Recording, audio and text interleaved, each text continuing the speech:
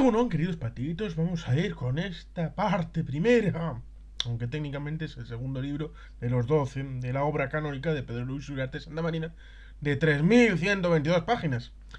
Esta, que en principio trata de que se hace camino al andar, entramos en materia, los pilares de esta obra, que serán los tres elementos de hoy, pasado y mañana. De hoy, mañana y pasado. El tiempo es importante. Porque en este caso ciertamente es el último de los libros que vamos a tratar. Cuando empezamos por el octavo, para explicar este marco general en una lista de reproducción que viene ordenada por el orden cronológico, pero a la hora de elaborarla, como si fuera una producción cinematográfica, pues empezamos por otro orden distinto. Por tanto, vamos a avanzar con este primer libro en donde, en este punto, Pedro Luis, estimado lector, lectora, quiere darnos una breve descripción de lo que podrás encontrar en esa parte primera de la obra. Para ello utilizará el resumen que sobre la misma hacía la presentación, y ya conoces por el índice que figura más arriba que esta parte inicial de la obra está formada por 4 títulos y que estos se dividen en 16 capítulos. El objetivo de esta parte es obvio, es absolutamente necesario conectar contigo y situarte sobre el terreno para que te resulte más sencillo y familiar todo lo que va a salir a continuación, que espera que no tires la toalla y lo hagas. Y hacerlo con un estilo muy sencillo, que te sea muy fácil de seguir, sobre todo si no estás acostumbrado a la lectura de obras de esta naturaleza. Vamos a ver si lo conseguimos. Y te resumimos a continuación el contenido de cada uno de estos 4 títulos de forma un tanto esquemática, para completar así la visión general que se pretende dibujar en estas primeras páginas. Título primero: se hace camino al andar. Estaba formado por 6 capítulos en los que se pretende explicar el inusual lugar donde se decidió escribir esta obra, el estilo que tiene la misma, que ya lo estarás percibiendo, y la dificultad del proyecto que quiere completar, por lo que el autor se ha embarcado en este proyecto que personalmente, en la trayectoria y sobre todo profesionalmente, ha seguido, para que tengas la confortable sensación de que su andadura te permitirá confiar en que la obra tendrá contenido y no será de unas castañas pilongas que no merecen la pena. Los 6 capítulos que integran el título serían un comienzo inusual, una pretensión incumplida de largo, en busca en un estilo diferente, convirtiendo en realidad un objetivo imposible de alcanzar, una misión asumida por responsabilidad personal, con una aproximación profesional. ¿Y qué hace un chico como tú escribiendo un libro como este? El título segundo, entramos ya en materia, que será mañana, aborda 5 áreas diferentes, con el propósito de hacer una primera aproximación a temas que serán objeto de análisis en profundidad a lo largo de la obra. Como resulta obligado, tras ofrecer distintas referencias sobre el País Vasco, creemos que son necesarias e interesantes para aquellos, que alguno habrá, que conocen poco de nuestra comunidad. Se comienza con una breve explicación de qué son el concierto y el cupo. Tras ello, se explicará y se tratará sobre todo de convencer del valor que aporta el sistema concertado, pero al mismo tiempo de que este es un instrumento y no la lámpara de Aladino. Aquí no hay un mago de esos que conceden todos los deseos, sino un País Vasco que, apoyándose en el concierto y gracias al trabajo y a la buena gestión, privada y pública, ha sabido transformarse a algo mejor.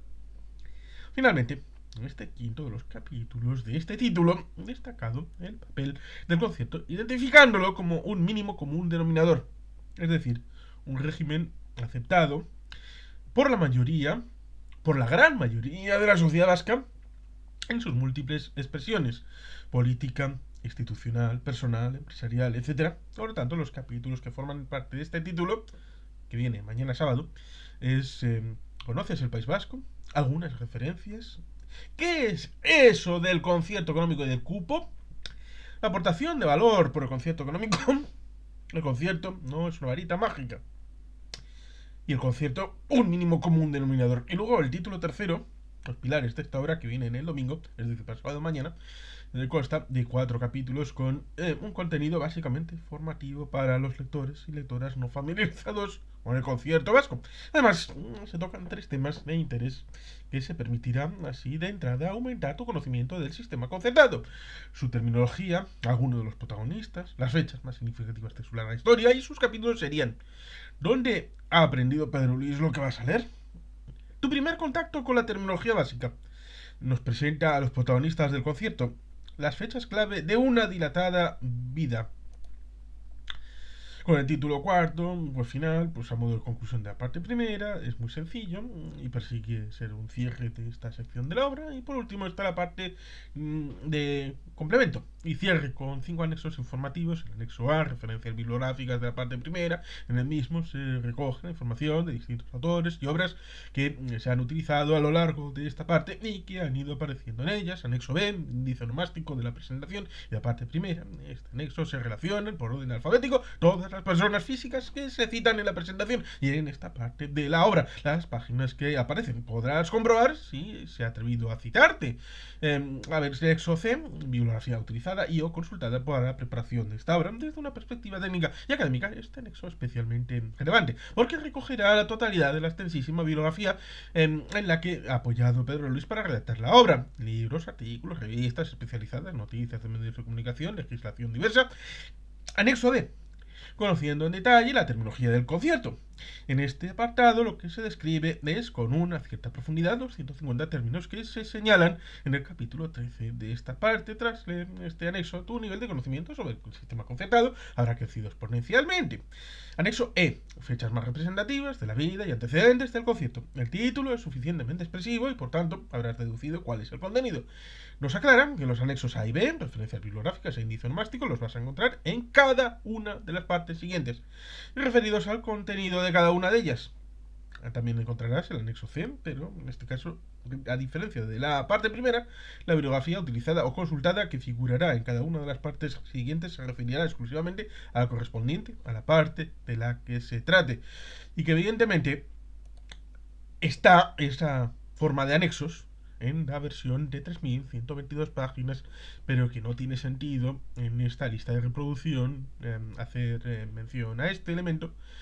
Por tanto, quien quiera verificarlo, pues ciertamente tiene ahí la versión de 3122 páginas con los anexos, con los facsímiles, pero vamos a ello, se hace camino al andar, que es el asunto de hoy. Confía, Pedro Luis, en que hayas leído ya la presentación de esta obra. Y tras esta presentación y preparación previa, creemos que estás ya en condiciones de comenzar con la obra tal y como está. Antes de entrar en cuestiones más profundas, nos ha parecido conveniente iniciar con este título que de alguna manera te ayudará a complementar la visión contenida en la presentación anterior. Lo ha estructurado en 6 capítulos distintos. Nos va a contar en él donde le llevó a Pedro Luis la inspiración y el porqué para realizar esta obra. También en este capítulo podrás apreciar lo optimista que es Pedro Luis, porque los objetivos que se ha propuesto de fecha de lanzamiento y de finalización de la obra que tienes ante sus ojos los ha incumplido absolutamente. En tercer lugar, pretende explicarnos el estilo con el que está escrita la obra, aunque habrás podido observar bastantes de sus características en lo que ya llevas estructurado. En este capítulo, el siguiente, va a introducirnos en el campo que conoce muy bien, que es el de cómo hacer realidad objetivos imposibles de alcanzar. Sin ir más lejos, el hecho de que tienes ante tus ojos esta obra de una demostración palmaria de los mismos se pueden superar. También tratará de explicarnos en este apartado que le ha decidido a escribir este libro, no porque nadie le haya indicado, sino por pura responsabilidad personal, sencillamente porque está preocupado por el bajo conocimiento que existe sobre el concierto económico en la sociedad vasca, entendiendo por tal las personas que, como tú, ya hace poco como yo, no tenemos ningún interés, por lo tanto, ni de carácter político ni de carácter institucional. Y Pedro Luis es un ciudadano de a pie que ha pretendido escribir una obra sobre el concierto, visto desde distintas perspectivas, con una aproximación profesional a lo que para él es un auténtico desafío. Y nos explicará finalmente en este capítulo la trayectoria personal y profesional, primero para que conozcas mejor al autor y segundo para que valores tú mismo si puede tener cualificación suficiente para poder abordar un proyecto como es el de intentar escribir el concierto económico vasco, una visión personal. Y resulta curioso porque cada vez que a un nacionalista español le he sugerido la lectura ante su evidente desconocimiento de esta obra de 3122 páginas, alguno ha dicho, ah, Pedro Luis Uriarte, no es imparcial. ¿Qué tonterías se llegan a decir? 1. Un comienzo inusual.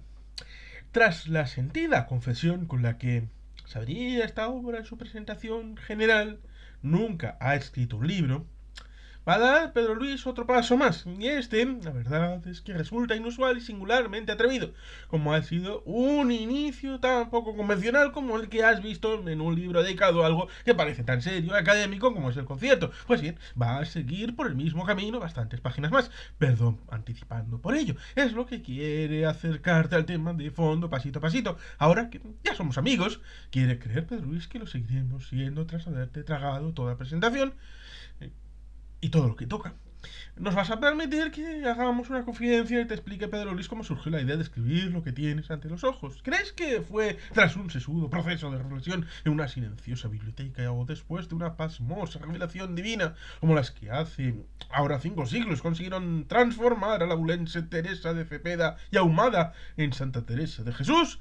Nada de eso. Surgió en un lugar muy poco apropiado para que broten ideas de esta naturaleza con la fuerza de una alfaguara. ¿Dónde? Te preguntarás, con la lógica inquietud.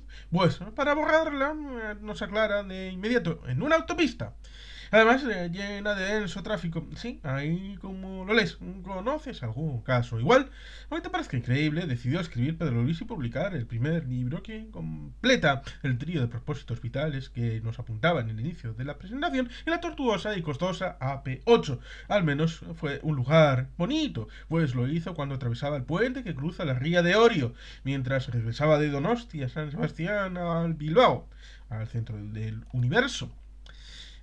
Ciertamente, en ese puente cercano a la localidad de Orio, quizá le llegó la inspiración para tan repentina decisión por la hora a la que conducía, a las 5 de la tarde, que inmortalizó aquel poema de Federico García Lorca que seguro conoces, pero cuyo comienzo nos va a recordar, dice así, a las 5 de la tarde. Eran las 5 en punto de la tarde, un niño trajo la blanca sábana a las 5 de la tarde, una espuerta de cal ya prevenida a las 5 de la tarde. La demás era muerte y solo muerte a las 5 de la tarde. La verdad es que entre los versos anteriores y el epitafio de Unamuno que ha colocado en la presentación, le está quedando un comienzo de libro de lo más fúnebre. Por ello, para cortar por lo sano, no te preocupes porque no te lo va a transcribir y menos recitar el poema completo García Lorca. Que paz descanse. Esté donde esté. Espera que no te ocurra a ti lo mismo con la lectura de este librote. En la autopista no había niño, ni sábana blanca, ni desde luego espuerta de cal alguna, pero el reloj, siempre estricto, marcaba esa hora tan poética y redonda. Fue eso lo que le impulsó a tomar la primera de una tripleta de decisiones. Fue el tráfico, fue la vista de aquella bonita ría y de la recolecta playa que la acompaña. No lo sabe, pero sí conoce su repentina y abrupta decisión. Hay que escribir un libro. La inspiración autopistera no le llegó como al torero su hora en el caluroso mes de agosto, sino el 22 de noviembre de 2013. Es decir, estamos a poco de cumplir 10 años. Y llevó casi 2 años con la pluma en la mano, es decir, costó de 2013 a 2015. Por tanto, estamos en el octavo aniversario de la culminación de esta obra.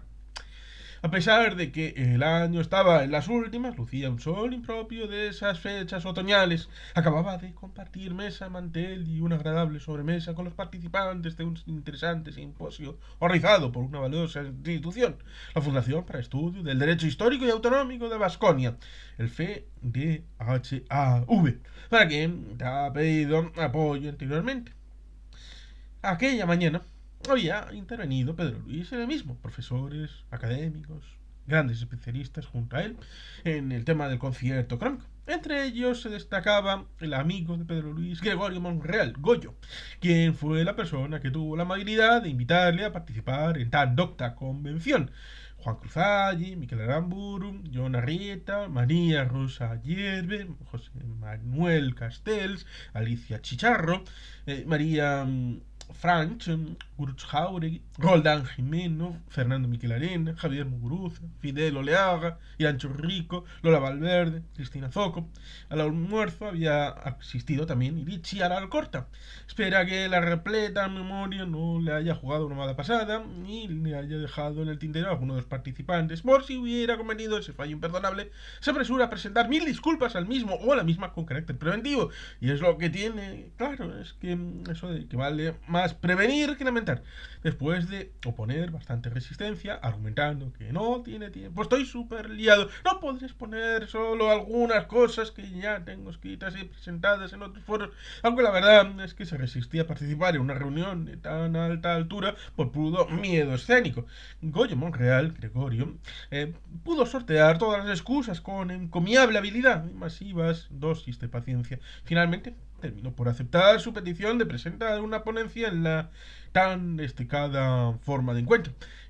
Fue la segunda de sus decisiones, aunque ya habrás dado cuenta de que se trató de la primera en el tiempo, en orden cronológico.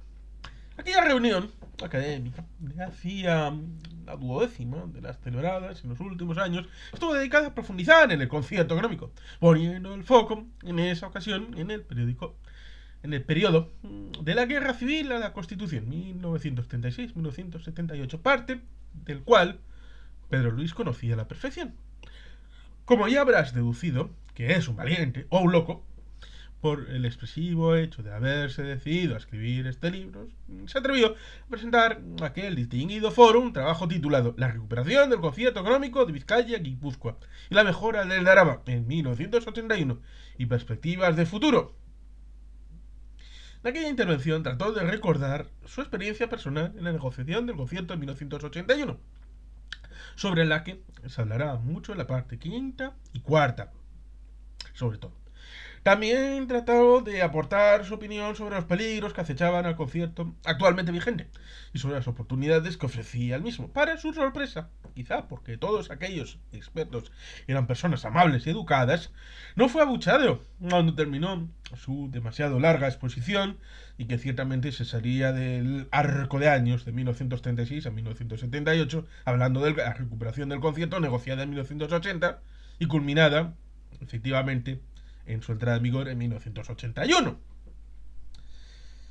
Incluso le pareció que habían seguido sus explicaciones con una cierta atención. Al menos no se durmió tumbado sobre la mesa ninguno de los presentes, lo cual, como puedes comprender, hubiera sido muy desmoralizador para Pedro Luis.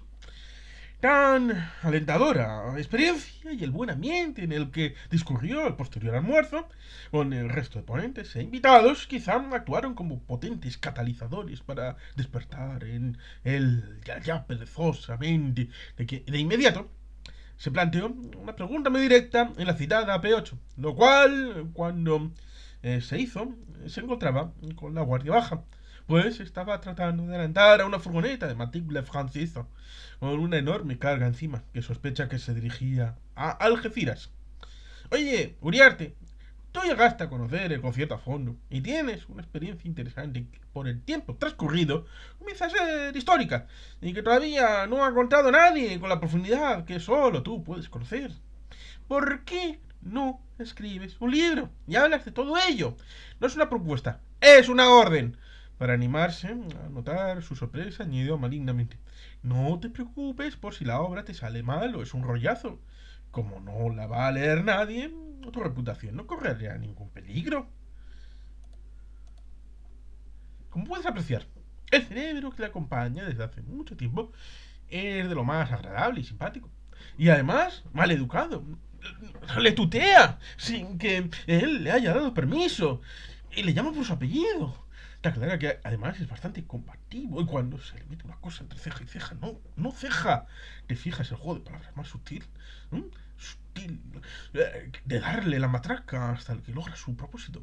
Y en esta ocasión lo logró en los 45 minutos que le costó llegar desde Orio a Bilbao, tras dar vueltas y más vueltas a la tan inesperada idea, valorando los pros, los contras, tras apagar el coche como pudo, sin dejar de pensar en las imperativas órdenes mentales recibidas, se dirigió a su oficina y tomó la tercera decisión: preparar de inmediato un esquema de lo que podría ser el futuro contenido del libro. Tras ello, entre las 6 y las 9 de aquella tarde, fue todo coser y cantar. Puso en marcha la fiel e inseparable grabadora y comenzó a dictar. A la hora de la cena tenía un primer índice en sus manos. Constaba ya de 63 capítulos. Aquella noche durmió como un angelito, la llamada satisfacción del tener cumplido de esas generosas compensaciones. Pero, como sabes, no poco dura la alegría a la casa del pobre. En pleno desayuno, su interperante mente le volvió a lanzar una andanada. Uriarte, has trabajado con más voluntad que acierto. ¿Qué? Farfullé, sorprendido. Lo que has hecho está bien, pero es convencional. Si te metes en este lío, debes escribir algo que sea diferente a lo mucho y bueno que han escrito otros. Tú, que me lo de muy bien, ¿crees que podrás hacerlo? Volvió a balbucir como un memo. Creo que no, dijo para animarse. Pero al menos debes intentarlo. Tienes que rehacer ese índice y prepara otro mejor. A tus órdenes, le contestó disciplinariamente, para ver si le dejaba en paz y podía terminar de comerse la tostada que tenía en la mano. Pero se ve que no estaba por la labor y enseguida añadió: ¡Ah! ¿Otra cosa más? ¡Otra cosa más! Y lanzó un sonoro ataco que empieza por J. ¿Juririmisuchir? No sé. ¿Hachinimochiris? No. Y que no reproduce por respeto a ti. Pues esto ya arreglo. Sí, otra cosa que es importante. Debes escribir algo que sea digerible, mucho más que esa tostada con mantequilla que te vas a meter entre pecho y espalda, le señaló. Y además, no digas tacos. Se apresuró a dejar la tostada en el plato y, dejando de lado una de las palabras malsonantes, trató de aclararlo aquello. ¿Digerible? ¿Qué quieres decir? Que se pueda leer con facilidad por cualquier persona a la que le interesen estos temas. No cometas la tontería de escribir algo para super especialistas, ni para grandes expertos, porque ese no es tu campo. Otros más competentes lo harán mejor que tú. Debes tratar de que lo que escribas interese a todas las personas con las que te relacionas en todos los ámbitos, las que encuentras en tu día a día, las muchas que conoces, tus amigos y los amigos de tus amigos. Ese es tu público, no lo olvides, zoquete. Y por eso, los que, por ejemplo, puedan ver este elemento en forma de lista de reproducción, lo mismo que la gente que lea el libro de las 3122 páginas, de ahí pueden sacar ideas y hacer su propia aportación independiente, dándole su valor añadido. Y continuamos. Tras tan singular filípica, culminada con el sonoro epíteto final, Pedro Luis confiesa que se terminó por atragantar el desayuno. ¡Ay, pobre tostada de mantequilla! ¿No la comió nadie? Pobrecita, huérfana. Cuando llegue al despacho, rompió lo que había hecho y redactó un nuevo índice. Le costó bastante más que el anterior y empezó a desarrollarlo línea a línea. No estaba muy seguro del terreno que pisaba. Le pareció que antes de continuar debía contrastar su idea. Se puso en contacto de nuevo con Gregorio Goyo Monreal, una autoridad del concierto económico, como catedrático emérito de Historia del Derecho. Le animó a intentarlo, y lo mismo hizo Roldán Jimeno, profesor titular de esa misma especialidad y también profundo conocedor de esta materia. Habló también con su familia, que, como puede suponer, acogieron la idea con singular alborozo. ¿Qué? ¿Te vas a meter en otro lío? Hoy vamos a tener que poner una foto tuya en casa para recordar tu cara y que estés con nosotros. Pero algunas de las lindezas que tuvo que escuchar, se dio cuenta en ese momento de que la profesión de escritor requiere tener una contrastada vocación de eremita y, por supuesto, una enorme fortaleza de ánimo, ambición que ha quedado profundamente arraigada en su mollera. A medida que iba redactando y corrigiendo y puliendo página tras página, día tras día, mes tras mes, animado por tan prometedora acogida o milagro, en menos de una semana tenía 200 páginas ya transcritas en sus manos. Al cabo de un mes se había más que doblado, y ahora, para tu desgracia, son infinitas más. 3122. Lo siente, Pedro Luis, de verdad.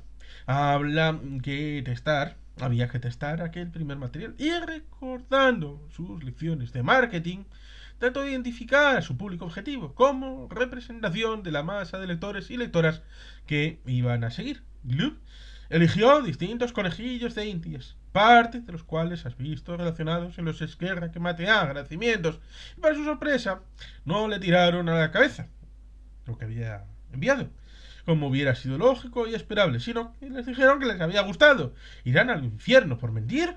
Tras el test, los planos habían sido diseñados, había trabajado duro y la botadura se había completado felizmente aún sin romper sobre la popa la consabida botella de champán, que por eso de la crisis y de que estamos hablando de un genuino producto vasco fue sustituida por otra más barata y apropiada, una rita sidra al grito de choch.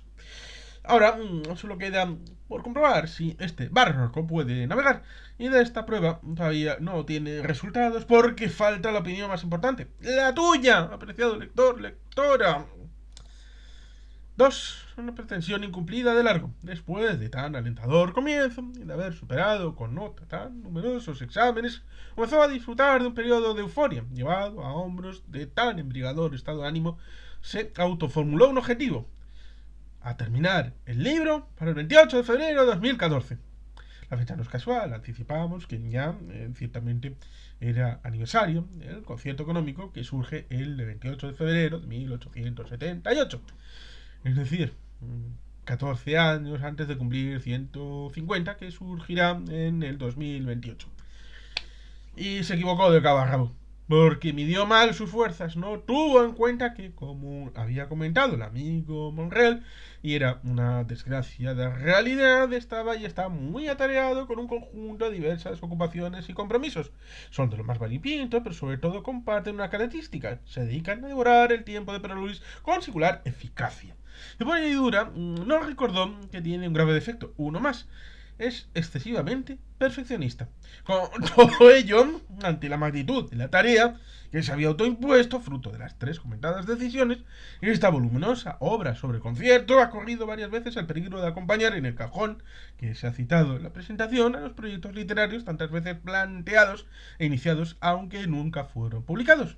Pero ya ves que finalmente ha vencido tamaña tentación, aunque se ha autodedicado multitud de insultos y sonoras descalificaciones, todas ellas merecidas por haberse metido en este lío. Finalmente ha podido terminar, parte a parte, la ciclopea tarde larga de esta tarea que se ha impuesto, con lo que está empezando a castigarse, a pesar de que, como ya ves lo que son estas cosas, se ha autonombrado amigo nuestro. Pues bien, tras el clamoroso incumplimiento de la fecha del 28 de febrero de 2014, como es un temerario irredento, se puso otra, la del mismo día, pero un añito después, para liquidar definitivamente este mamopretero. ¿La cumplirá?, se preguntó. No estaba muy convencido, a tenor de la experiencia inicial, pero, como dicen algunos y algunas de los protagonistas de estos programas de televisión con los que se persigue con singular ahínco culturizar a las sedientas masas, se dijo a sí mismo: hará todos los posibles. Para animarse a trabajar sin descanso, a partir de ese momento recitaba todas las mañanas la letra de aquel tango que bordaba con su acariciante voz y que cada vez es mejor el mítico Carlos Gardel, uruguayo, francés, argentino, la de su famoso Volver, con la frente marchita. Seguro que recuerdas, si no has oído alguna vez, que proclamaba aquello de sentir es un soplo la vida, 20 años no es nada. Pues si fuera verdad, eso de que 20 años no es nada, ¿qué importa? Solo uno de retraso. Al final, ya sabes que, como es verdad, aquello que proclamaban los clásicos, tempus fugit. Podrás leer la obra cuando el concierto al que está dedicada haya superado muy largo los 137 años de vida y haya dedicado casi dos de la suya para poder hacer su presentación. ¡Ay! Por fin. 3. En busca de un estilo diferente. Tras haber aclarado en la presentación la estructura de la obra y su aproximación personal a la misma, quiere precisarnos, amigo lector, lectora, que cumpliendo las órdenes mentales que se ha comentado más arriba, el texto que tienes ante tus ojos no pretende ser ni un profundo documento académico, ni una docta tesis doctoral, y tal vez lo hayas notado ya. Sentado lo anterior no quiere que pienses que vas adelante en camino de adentrarte en algo trivial, tampoco en absoluto. Tiene la promesa de garantía del rigor, objetividad y serenidad en la seriedad del enfoque. Todo lo cual quiere que sea compatible con el deseo de que su lectura te parezca distinta a la de las muchas y muy buenas obras que se han escrito, gran parte de las cuales vas a conocer por las referencias que tiene este libro a las mismas. Y en fortuna se escribirán sobre el concierto. Para ello, resulta obligado acertar en la redacción, el planteamiento, en la forma y en el tono. Un nuevo desafío para alguien que no ha escrito nunca un libro. 3.1. Una hechura clara y asequible.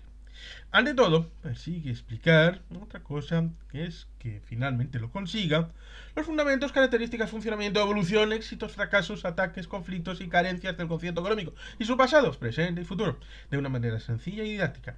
Quisiera que este fuera un libro muy fácil de leer. Lo conseguirá, a pesar de las complejas y a veces áridas cuestiones que lo va a tocar. Desea, con ello, que el singular sistema concertado vasco se conozca mejor y sea reconocido por aquellas personas, por todas aquellas personas a las que lleguen estas páginas, aunque nunca hayan leído anteriormente una sola línea de aquellos textos que tocan temas como los que van a abordarse en este. Le gustó a Pedro Luis una entrevista que leyó hace unos meses de Lee Child, un novelista británico especializado en thrillers. Creo que tenemos algún vídeo, creo que uno, sobre un libro de este Lee Child.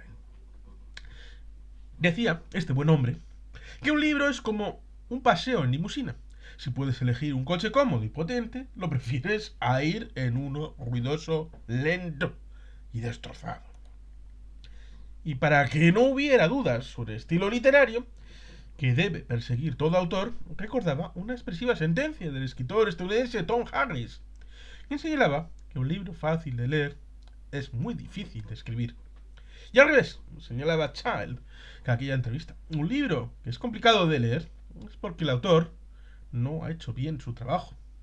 Como ves, estimada lectora, va a tener que esforzarse muchísimo para lograr que esta obra no se te caiga de las manos o te obligue a apagar la pantalla. No desconectes, por favor. Sentado en todo lo anterior, ¿cuál es el objetivo de Pedro Luis? Te lo ha expresado con rotundidad en el último capítulo de la presentación y lo resume una idea: que tras leer lo que viene a continuación te conviertas en un o una fan que apoya y defiende el concierto. Si lo logramos, nos sentiremos especialmente satisfechos y felices. El gran esfuerzo que ha tenido que hacer para desarrollar este proyecto personal y ponerlo en tu pantalla y posteriormente en estas manos que te traslada un servidor habrá merecido la pena. 3.2. Una doble perspectiva. Para la redacción de la obra ha realizado una aproximación a esta compleja materia siguiendo dos hilos argumentales y enfoques distintos. Desde el primero trató de relatar, pues está en condiciones de poder ofrecer una perspectiva privilegiada y única, la negociación y el pacto del concierto de 1981, aportando los datos del contexto necesarios para entenderla y reforzar así el relato. Aunque no sea una exposición veraz, pues verla como subjetiva, es cierto que es su verdad a Pedro Luis, pero piensa que el valor que aporta en todo ello está narrado por uno de los protagonistas principales de aquella decisiva negociación. Apoya en su memoria. Todavía le funcionan algunas neuronas y en las fuentes documentales originarias que todavía conserva. Has adivinado que aquel negociador es quien ha escrito esto desde el punto de vista, el segundo de los enfoques, intentará explicar las claves del concierto, sus precedentes históricos, su comparación con otros sistemas, las críticas que recibe, cómo podrían afrontarse en el futuro determinadas cuestiones, etcétera, apoyándose en la valiosa y muy extensa documentación que ha podido manejar y que vas a conocer cuando accedas a la extensa bibliografía que recoge el anexo C en la versión escrita, que figura al final de esta parte primera en la obra de 3122 páginas disponible en internet. Va a tratar de abordar y plantearte todo ello con un propósito divulgativo, pero insiste también con un máximo rigor, el que permitan el propio conocimiento de Pedro Luis y las fuentes a las que ha apoyado para cada materia. En esta línea, el hilo argumental y el planteamiento serán más objetivos, puesto que pretende ofrecer análisis, información y datos con un contenido que podríamos calificar como más técnico. También encontrarás valoraciones y opiniones sobre muy diversas materias, incluidas algunas muy sensibles, como también otras que entran o rozan el proceloso mundo político. En todas estas cuestiones es obvio, pero quieres reconocerlo con claridad, que estás perfectamente legitimado para mantener tus propios criterios, aunque sean radicalmente distintos a los que estamos, el autor y yo, pretenden seguir siéndolo. Aunque vivamos y nos movamos en mundos ideológicamente distintos. Y respetaremos tus opiniones y te rogamos que en correspondencia hagas lo propio con lo nuestro, aunque no lo compartas. 3.3. Dos acentos que pretenden complementarse, buscando acercarte a ti. Y asumiendo con optimismo que comienza a gozar de tu confianza y ruega que permitas emplear en la redacción de la obra dos tonos muy diferentes que tampoco suelen ser habituales en otros trabajos de esta naturaleza. El primero de ellos, por lo que ha leído ya sobre estas cuestiones, es absolutamente insólito. Por esto, quizá te extrañe, es el coloquial y próximo, como ya estás padeciendo. Ya has visto que utiliza con frecuencia la segunda persona, es que, amigo lector, apreciada lectora, necesita interpelarte de esta manera, tratar de aproximarnos a esta cuestión que en principio suena complicada y quizá poco interesante, salvo para especialistas. Quiere que la vivamos. Da un paso más, con el objetivo declarado ciertamente de que el libro no se convierta en un tostonazo, no desea que aparezca, y menos en la cabeza, en el ranking de los 1000 más aburridos del mundo, le ha parecido conveniente introducir anécdotas, apuntes históricos, chascarrillos divertidos, etc. Cuando lo hace, has comprobado que emplea la letra cursiva y bastantes veces también el paréntesis. Recuerda, por ejemplo, lo que acabas de leer sobre la charleta que él endosó subcomativamente para animarte a escribir todo esto. Así percibirás con claridad que vas a entrar en una cuestión complementaria o en un puro divertimento, por lo que si no te interesa este tipo de apuntes o comentarios y eres lector y no estás aquí en esta lista de reproducción, pues porque ya te lo sabes, o porque eres una persona muy seria, o porque quieres ir directo al grano, pues lo tienes muy fácil allí y te lo saltas. Aquí no, aquí no.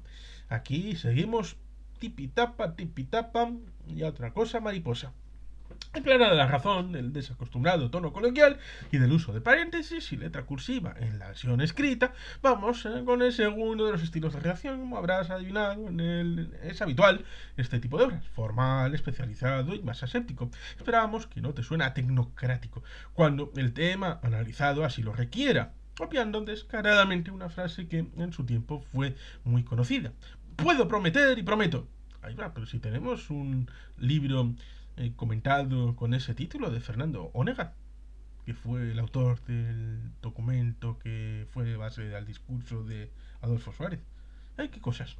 Que lo utilizará tratando siempre de no perder la vocación didáctica ni la aproximación personal a ti. El 23 de marzo de 2014 fallecería precisamente el expresidente del gobierno español, Adolfo Suárez González, a quien tuvo el placer de conocer personalmente en un encuentro seguido de cena en el Palacio de la Moncloa en el último tramo de 1980, por ese cruel cainismo que padece la sociedad, porque es muy fácil hacer leña del árbol caído, y por las injusticias que tiene la vida, este singular político tuvo que esperar a dejar este mundo para que su figura y la valiosa aportación que realizó a la transición española hayan sido recordadas y reconocidas como sin duda merecía. Si tienes una cierta edad, seguro que le recordarás un compromiso tan rotundo como el que contiene esta frase que figura unas líneas más arriba. Lo expresó Adolfo Suárez con ese singular acierto al poner en su boca, a través de Fernando Onega, la famosa fórmula de puedo, prometer y prometo. Ocurrió en una intervención de televisión española el 13 de junio de 1977, cuando, tras 11 meses al frente del Ejecutivo español, se presentó como candidato al presidente del gobierno por el partido que acabaría fusionando, como era la Unión de Centro Democrático, la UCD, en las primeras elecciones generales tras la época franquista, que se celebrarían 2 días después de aquel programa. Fueron todo un acontecimiento, pues habían transcurrido nada menos que 41 años desde las últimas elecciones democráticas celebradas en la Segunda República. En aquella intervención televisiva, Suárez utilizó el recurso retórico que antes destacaba nada menos que en 7 ocasiones. Debió darle resultado porque ganó aquella contienda electoral con facilidad tras conseguir 6.310.391 votos, casi 1 millón más que su principal oponente, cierto abogado laboralista, de 35 años, llamado Felipe González, y 4,5 millones más que su tercer adversario, un fiero comunista, que antes había sido socialista en la Segunda República, que había vuelto a ser visto a sus 62 años, y quizá por ello se transmutó en eurocomunista, y que se llamaba Santiago Carrillo, hijo de Venceslao Carrillo, que, bueno, la historia de marzo de 1939 y la ruptura familiar amerita algo distinto, pero cosas de familia. Tras aquel sonoro, puedo prometer y prometo que le encumbró, 14 años después, el pueblo español le daría la espalda y Suárez se retiró de la política derrotado, para hacer honor al compromiso que acaba de asumir con nosotros, aunque en algunos momentos el texto que vas a leer sea desenfadado, incluso trivial, ya sabes que tendrá el rigor suficiente para superar sobradamente el control de calidad que deben salvar todos los trabajos que pretenden abordar con seriedad cuestiones complejas. Si les echas un vistazo a las numerosísimas referencias bibliográficas en las que has apoyado, confirmas que esto es así, y se hace un rápido repaso de los 5 anexos que figuran en las páginas finales de esta parte, es decir, en la versión escrita, los anexos A, B, C, D y E, confirmarás lo anterior. ¿Te parece bien un doble tratamiento como este? Si no es así, pues pedimos un voto de confianza nuevamente, aunque sea temporalmente. Y si no te gusta un planteamiento tan poco convencional, pues no atreve a calificarlo de otra manera, como salvo como innovador, pues la solución está en tus manos. En un clic, apagas la pantalla o ciertamente, si en algún momento está en formato físico, cierras el libro y no lo quemes ni lo tires, regálaselo a alguien. Los libros ni se queman ni se destruyen, se regalan. Aunque esta sea tu decisión, pues no te lo tomes como algo personal y permítenos que al menos quedemos como amigos. Pero si, en cambio, te gusta el enfoque que se propone, estás seguro de que seremos amigos todavía más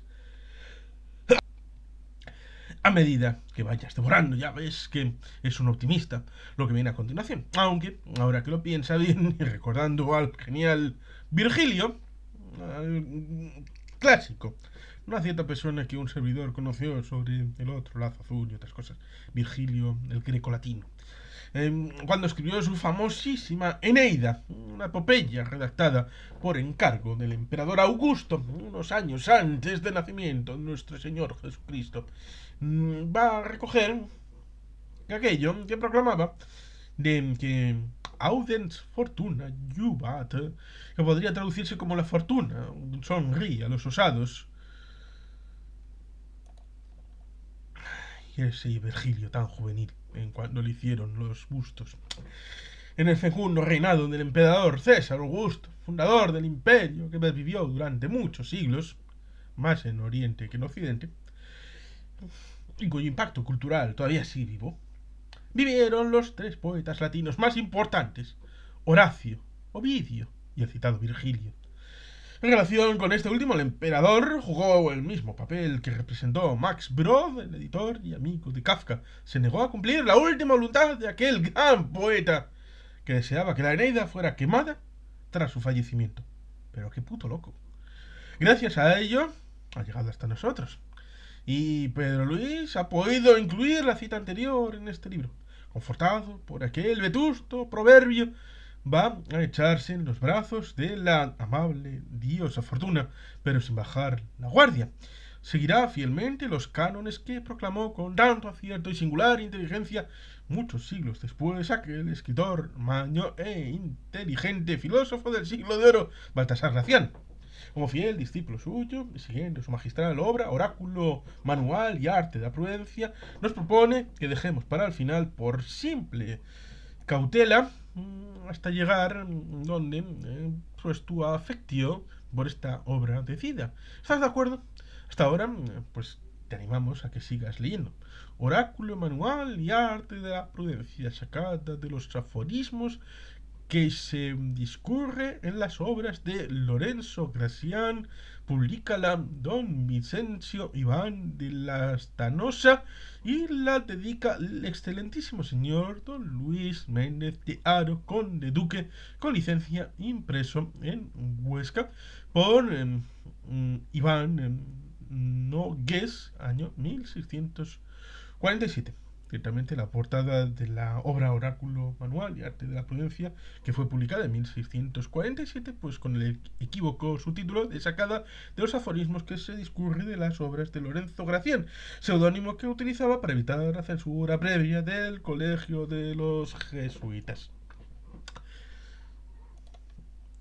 Cuarto, convirtiendo en realidad un objetivo imposible de alcanzar, 4.1, un origen muy lejano de un sistema muy actual.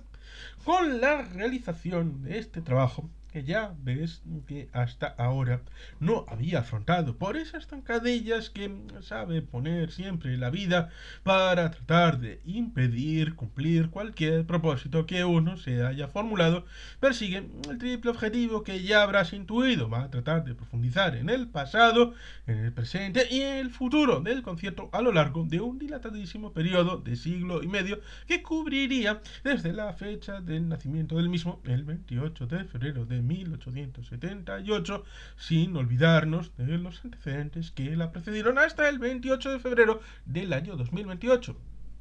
Vas a enfrentar y a empapar con todo lo acontecido y por acontecer en 150 años de recorrido. Has leído bien, el concierto nació un año que ya se encuentra muy atrás en el túnel de tiempo, para que veas lo lejísimos que queda aquel año. Surge cuando solo habían pasado 5 años desde el último asedio de Bilbao por las tropas carlistas, en la tercera de las guerras civiles padecidas en el siglo XIX, y solo un bienio desde la abolición de los fueros vascos. Unos años antes, hace precisamente siglo y medio, nacía un bilbaíno universal, Miguel de Unamuno, al que se ha citado anteriormente en lo más lúgubre del sombrío Bilbao de la calle Ronda, amasada en la humedad y sombras donde la luz no entraba sino derritiéndose, según describía el propio autor en Paz en la Guerra, en el que posteriormente sería un renombrado intelectual, académico y escritor. Fue testigo, siendo un adolescente, de cómo las tropas liberales, al mando del general Concha, rompían el cerco carlista, terminaban con los bombardeos y conquistaban aquella pequeña ciudad donde había nacido, que entonces contaba con solo 18.000 habitantes. Y sin todavía haber alcanzado la mayoría de edad, aquel inteligente jovencito vio cómo desaparecían los fueros vascos en 1876, y tras ello contempló la aparición de un nuevo régimen de relación con el Estado, impuesto por las bravas, al que años después empezó a denominar concierto económico, primero con minúscula inicial y tras su asentamiento con mayúsculas en la C y en la E, concierto económico, así en grande. Volvemos a la época de su nacimiento. Coincidió con el inicio, con la boda del rey de las Españas, Alfonso XII, a sus 20 años cumplidos, con una prima suya, de solo 17. ¿Y cómo cambian las costumbres? María de las Mercedes de Orleans, que murió de tifus, pobrecilla, unos meses después. Y en ese mismo año 1878 nacería en México el famosísimo Pancho Villa, y moriría el Papa, el Santo Padre, Pío IX. Va a tratar de situarte todavía con más precisión en la época en la que surge el concierto, en aquel año 1887, cuando ya se encontraba vigente el segundo concierto económico, el conocido novelista y humorista americano Mark Twain, autor, entre otras obras, de Las aventuras de Tom Sawyer, que tanto le gustaron a Pedro Luis en su lejana adolescencia, escribía una reveladora carta a un amigo, el poeta y humanista Walt Whitman, sí, el creador de la conocidísima obra de Hojas de hierba, considerada inmoral y obscena cuando se publicó, y que muchos años después, a mediados del siglo XX, sirvió de inspiración al movimiento Beat, los Beatniks, encabezado por Allen Ginsberg y Jack Kerouac, y a los demás poetas antibelicistas estadounidenses. En ella, Mark Twain le confiaba lo siguiente: he tenido la suerte de vivir los 70 años más importantes de toda la historia, y los más fértiles en beneficios y progresos para los pueblos. Y por si una afirmación tan rotunda no fuera suficiente, y para que veas hasta dónde había llegado el progreso en aquel lejanísimo año, lo justificaba así: de cuántos grandes nacimientos he sido testigo. La prensa de vapor, el vapor del barco, los barcos de acero, el ferrocarril, la despepitadora de algodón perfecta, el telégrafo, el gramófono, el fotograbado, el galvano, la lámpara de gas, la luz eléctrica, la máquina de coser, la infinidad de productos derivados del alquitrán, las últimas y sorprendentes maravillas de una era. Seguro, además de preguntarte con nosotros qué habrá sido de la despepitadora de algodón perfecta y del galvano, te habrá parecido, como nos habrá ocurrido a nosotros, que fue una verdadera pena que Mark Twain no se hubiera enterado de que en aquellos apasionantes años acababa de nacer también un modelo de hacienda único en el mundo, el concierto económico vasco. Como puedes comprender, 150 años dan para mucho, y cuando se hace referencia a lo que se ha identificado más arriba como propósito incumplido, lo ha podido comprobar en su cansada mano, pues escribir una página tras otra sobre lo acontecido en los mismos. Además, como has podido constatar, no solo va a bucear en el pasado y recorrer el presente, sino además se va a atrever a dibujar el futuro. ¡Ay, qué da eso! Eso sí, se va a limitar a prolongar la vista hasta el 2028, pues no quiere colmarse en exceso y con ello defraudarnos. 4.2. Ante un objetivo imposible. Leído todo lo anterior, no le extrañaría que quizás consideres que el autor es un osado, y además, en los de tomo y lomo, debe asumir un hecho indiscutible, aunque es cierto que él le ha dedicado muchos de sus afanes al concierto en una época muy intensa de su vida, pero que solo duró 4 años. Llevó ya décadas alejado en esa materia, dice Pedro Luis. Seguro que ahora estás preguntándote, tras haber repasado el índice de la obra que figura en las primeras páginas, que la misma, ¿cómo te atreves a meterte en un proyecto tan ambicioso? Nos confiesa un pequeño secreto: siempre ha pensado que en la vida hay que ponerse objetivos que parecen imposibles de alcanzar. Lo destaca en negrita porque es uno de los credos: en la vida hay que ponerse objetivos que parezcan imposibles de alcanzar, y este no solo lo parece, sino que lo es. ¿A ti te atraen este tipo de objetivos? Si has contestado afirmativamente, fantastic. Y si has movido tu cabeza de derecha a izquierda, pues vuelta al inicio varias veces, no se rinde. Pese a ello, nos propone que tú y yo lo intentemos.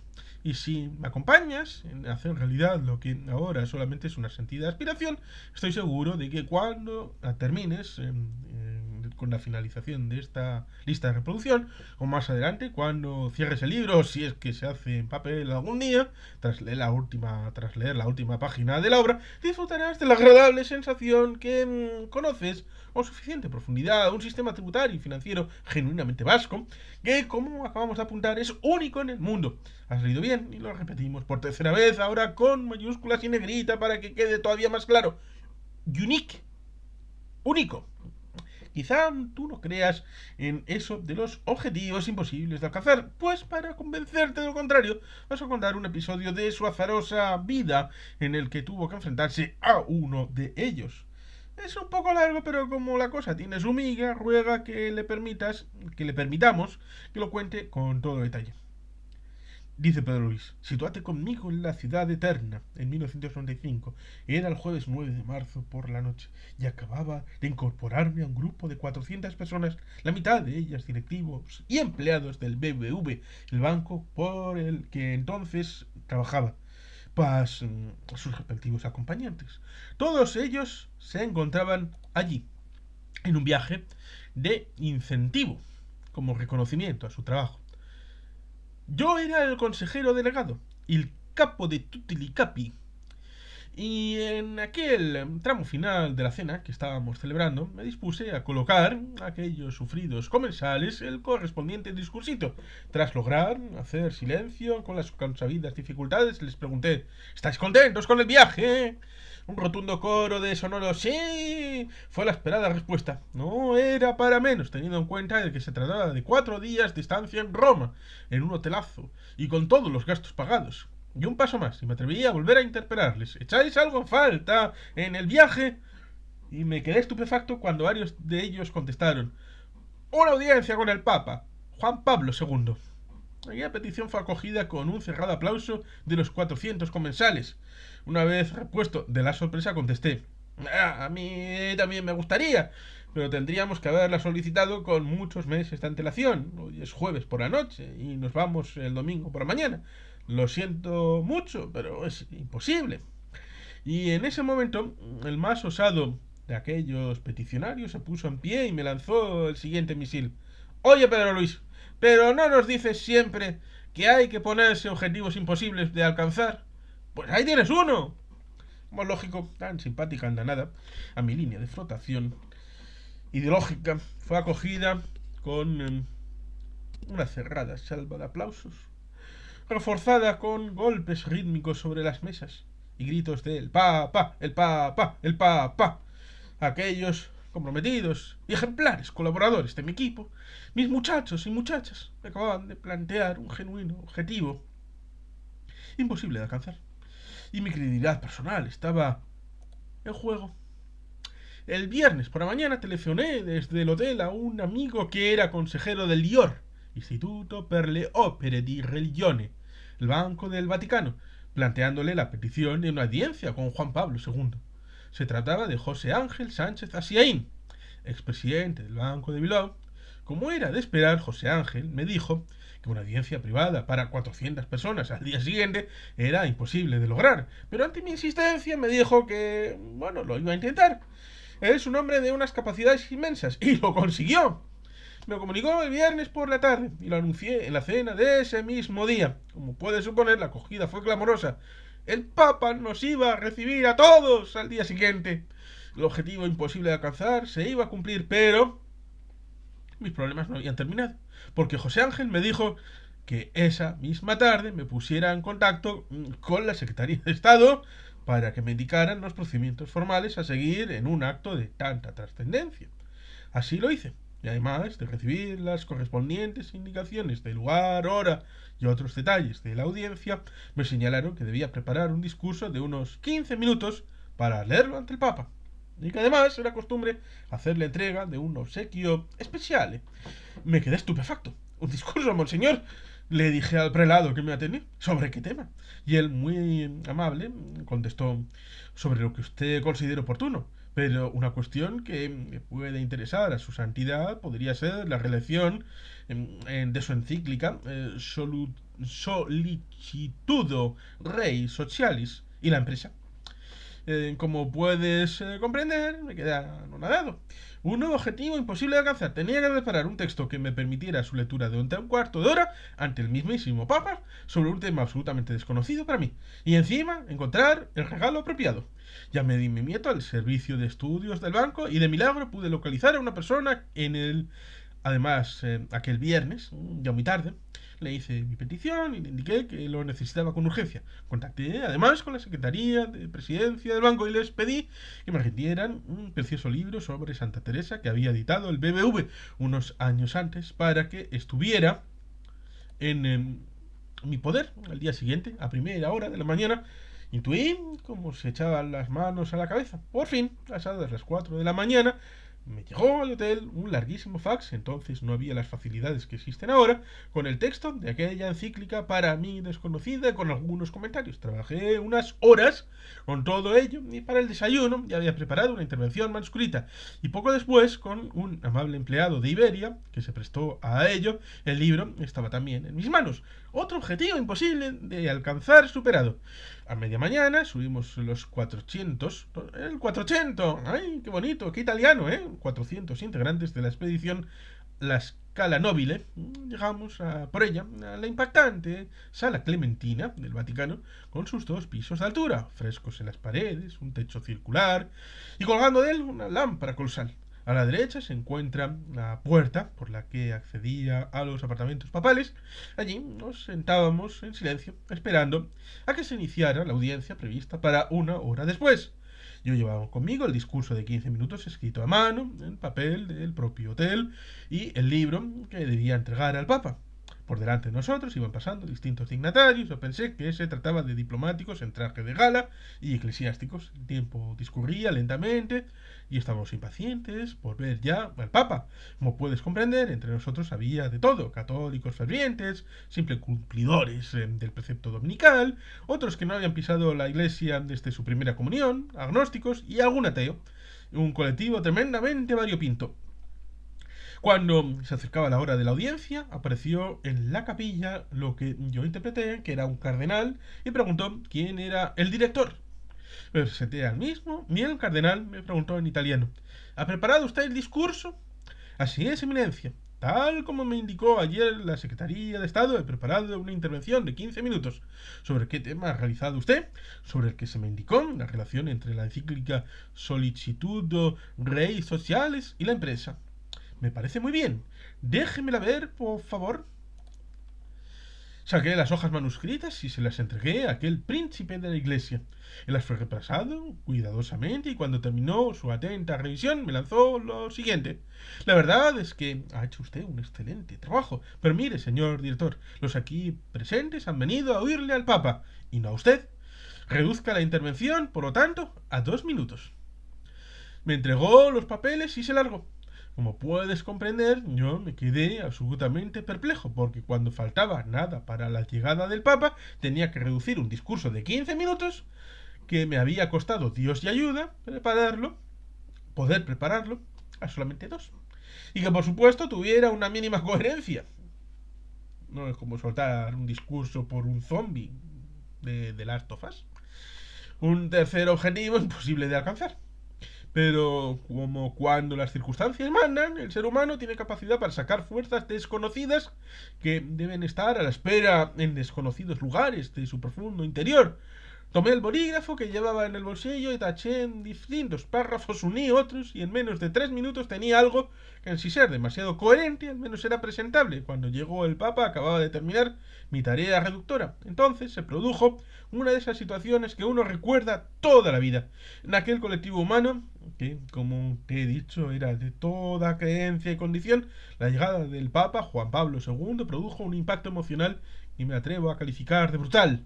Sentimos en nuestras propias carnes y mentes el impacto del carisma de aquel hombre, con cuya doctrina y magisterio estoy seguro de que bastantes de los presentes discrepaban. Pero ver la figura de quien era ya un venerable y frágil anciano que avanzaba trabajosamente por el pasillo central de la sala clementina, saludando a unos y a otros con increíble simpatía, nos conmovió a todos y nos llegó al corazón. Cuando se inició el acto formal, yo pude leer mi mini discurso. Fue una de las pocas ocasiones en las que me he sentido verdaderamente nervioso al tener que pronunciar en público unas palabras. A continuación intervino el Papa con una reflexión muy interesante sobre la banca y el papel que debía jugar en la economía y en la sociedad. Tras todo ello pudimos cerrar aquel viaje con la enorme satisfacción de haber sido testigos de un acontecimiento excepcional, la audiencia papal, que puso el broche de oro al mismo. Como puedes comprender, para mí, dice Pedro Luis, fue muy satisfactorio poder demostrar una vez más a todos sus colaboradores que los objetivos imposibles de alcanzar se pueden y deben hacer realidad. Y ciertamente hubo el acto de entrega del regalo protocolario de su santidad Juan Pablo II con motivo de la audiencia extraordinaria que concedió a 400 directivos del Banco Bilbao Vizcaya el 11 de marzo de 1995. Repito, el 11 de marzo de 1995. Sí, 9 años antes. las matemáticas no se me han escapado tanto.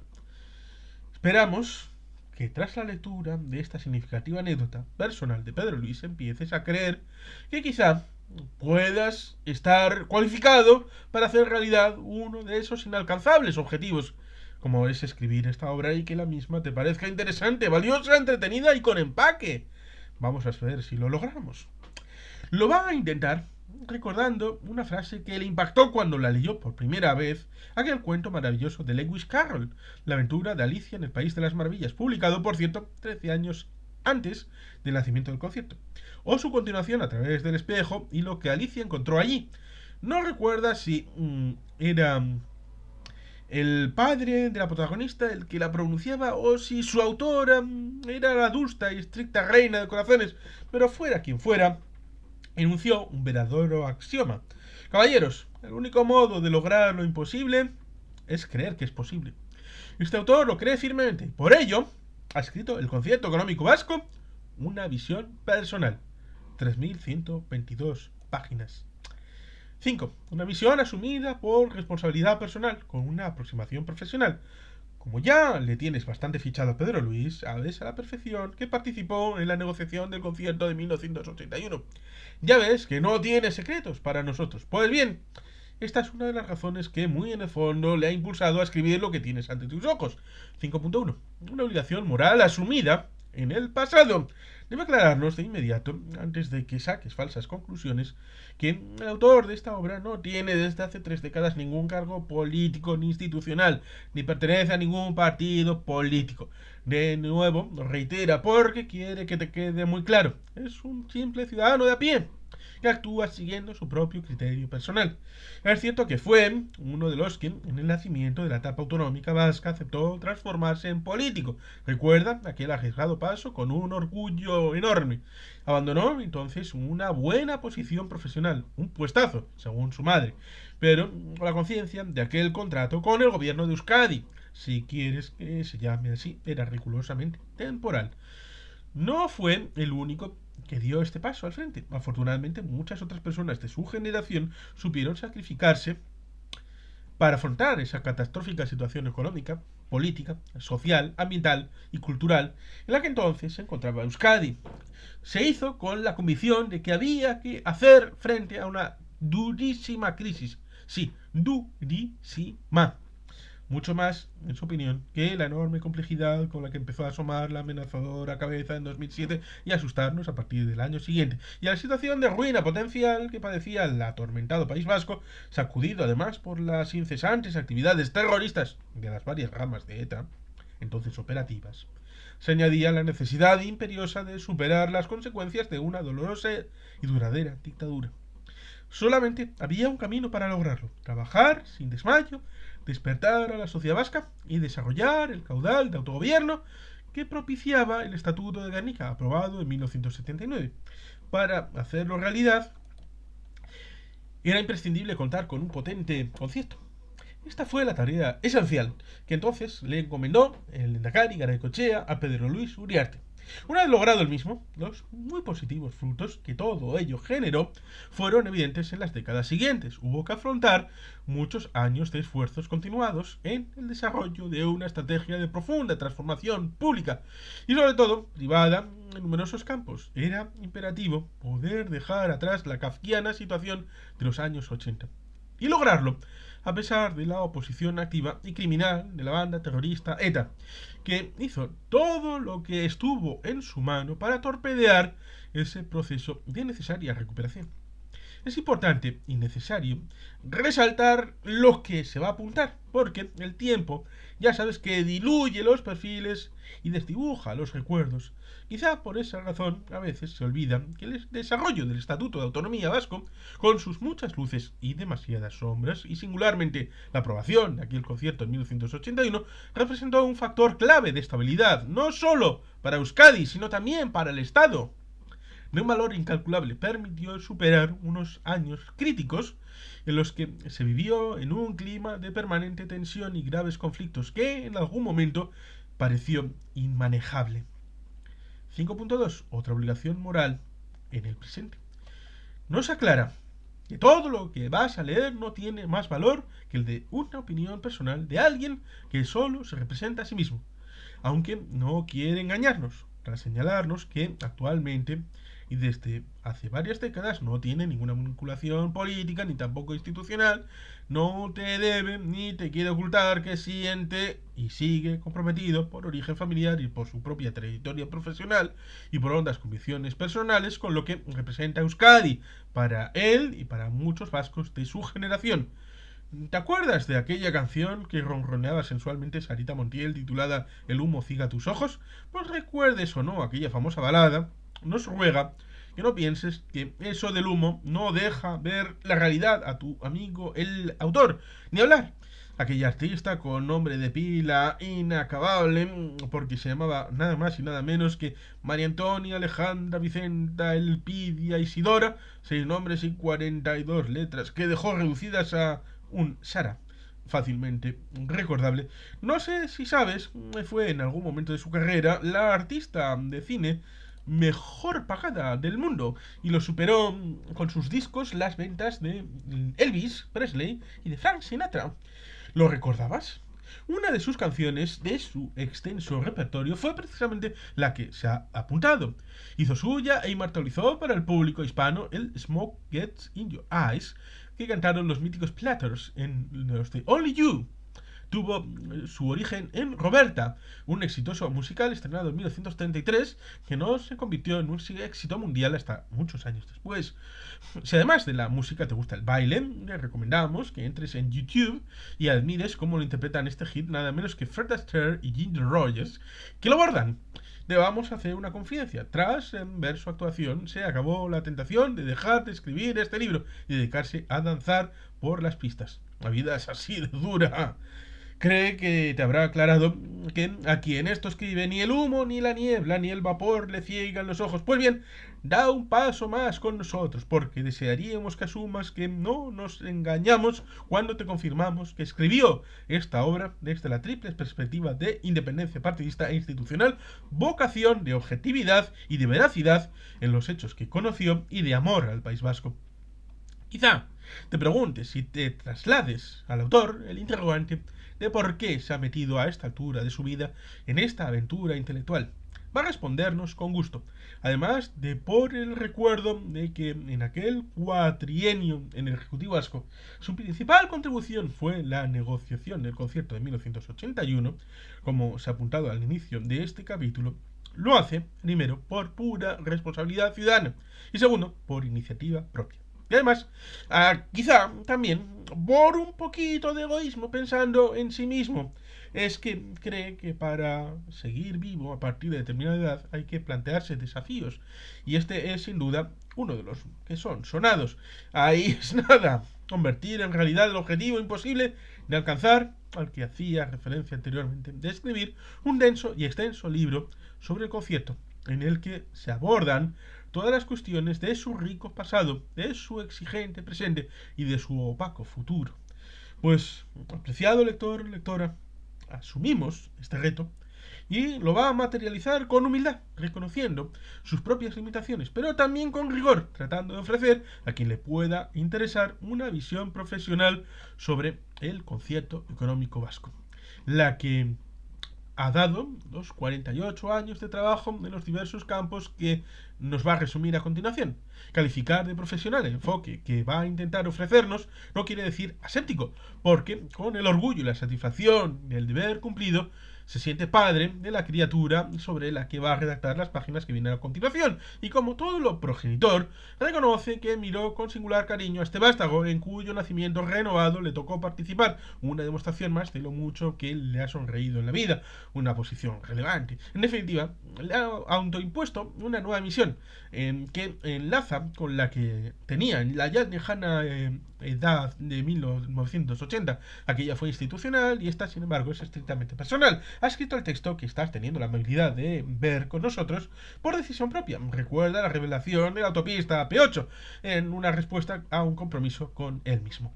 Por ello, no te extrañes si nos dice que todo este trabajo y los diferentes medios personales y materiales que ha necesitado emplear para completarlo están costeados por sus propios recursos, sin financiación de nadie más, ni pública ni privada. Un poquito de romanticismo siempre es bueno, ¿no crees? Pero este costo económico que ha asumido voluntariamente no es nada comparado con otro precio mucho más importante que también ha tenido que pagar y que nunca va a poder recuperar, el de los casi 2 años de su vida que por el momento ha tenido que dedicar a este proyecto, por lo menos a la versión escrita de 3122 páginas, para ofrecernos una versión personal con una obra distinta, con su estilo y su omnicomprensividad en su contenido, sobre una singularidad muy valiosa, el concierto económico vasco. 6. ¿Qué hace un chico como tú escribiendo un libro como este? 6.1. Aceptando un desafío. No sabemos cómo te podrá caer el autor, es decir, Pedro Luis, al inicio de este capítulo. Bien, mal, regular, con independencia de cómo le valores por lo que llevas leído, seguro que ya te has dado cuenta de que era verdad lo que nos insinuaba. Es que no quería asustarnos de entrada, de que no es un experto en hacienda pública, ni en historia del derecho, menos aún un brillante jurista, como los que asistieron a aquel simposio el 22 de noviembre de 2013, hace ya casi 10 años, en el que tuvo el honor de participar. ¿Recuerdas que fue previo a la decisión autopistera? Por ello, está casi seguro de que te habrás planteado la pregunta que figura unas líneas más arriba. Pues bien, asumiendo con humildad las múltiples carencias, piensa que con una buena preparación, si un tema te interesa profundamente, estás en condiciones de tener una visión coherente sobre el mismo y de poder exponerla. Si además has estado intensamente vinculado a él, incluso emocionalmente, en determinadas épocas de tu vida en las que lo has conocido tan a fondo que has podido realizar aportaciones que han enriquecido su contenido, considera que tienes capacidad de realizar años después contribuciones razonables sobre esta materia. ¿Estás de acuerdo? Da un paso más. Si la misma merece la pena y aciertas en la formulación, lo que pones negro sobre blanco puede llegar a ser interesante para otras personas. Confiando en ello, se ha atrevido a escribir este librote de 11 partes más una, el libro cero, sobre el concierto económico vasco. Un verdadero desafío. John Van Zyl, novelista irlandés reconocido en 2014 con el Premio Príncipe de Asturias de las Letras, que firma sus excelentes novelas negras como Benjamin Black, señalaba en una de sus entrevistas que concedió con motivo de su merecido galardón que el acto de leer es un milagro. Convertimos unas manchas negras sobre el papel en sensaciones, sentimientos, odios. Como ya conoces, la vocación frustrada de novelista de Pedro Luis quiere que te quede claro que no aspira a lograr esto último. Nos gustaría, en cambio, que las manchas negras que tienes ante tus ojos te generen positivas sensaciones y fuertes sentimientos, nunca odio. Es un sentimiento que no conoce, pero que le hace despreciar a quienes lo sienten, y más aún a quienes lo expresan. Si admites la postura, seguro que te preguntarás qué ha hecho en la vida para atreverse a dar un paso así, digno del protagonista de aquella inolvidable película titulada Solo ante el peligro, que apresura a aclarar que en dos cosas. La primera, que no es tan alto como Gary Cooper. La segunda, más importante, que no le respalda ninguna editorial. Boquiabierto, asombrado, pues así es.